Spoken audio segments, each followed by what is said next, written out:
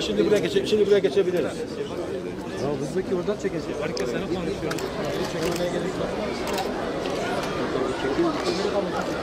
Medeniyet tarımı keşfetmekle başladı ama yazıyla beraber gelişti.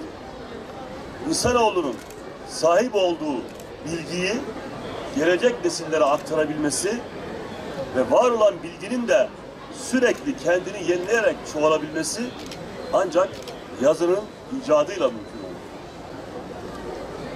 Bugün Batmanların en çok sevdiği etkinliklerden bir tanesini okumayla ilgili bir etkinliği gerçekleştiriyoruz. Batmanlılar okumayı seviyor. Batmanlılar kitabı seviyor. Medeniyetin doğmuş olduğu bu topraklarda Batmanlıların da medeniyetin taşımanın en önemli aracına bu kadar düşkünlüğü de hepimiz için de bir gurur vesilesidir.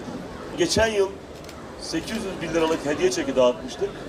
Bu sene de yine 1.200.000 liralık öğrencilerimize hediye çeki dağıtmak suretiyle onların kitapla olan aşklarını daha da pekiştirmeye çalışacağız. Öğrencilerimizin bu şekilde ders çalışabilecekleri ve kitap okuyabilecekleri mekanların kapasitesini de %42 oranında arttıracak olan bir projeyi de şu anda hayata geçirmiş durumdayız. İnşallah önümüzdeki yıllarda, önümüzdeki aylarda evlatlarımız artık kütüphane önlerinde ümit ediyorum ki beklemeden istedikleri gibi ders çalışma imkanlarına kavuşmuş olacaklar. Hayırlı yolculuk olsun. Teşekkür ederim. Sağ olun.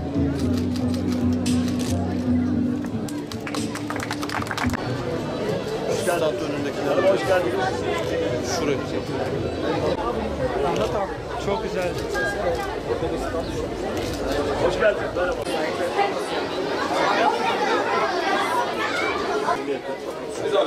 Bir alalım. Hadi bakalım. Teşekkürler.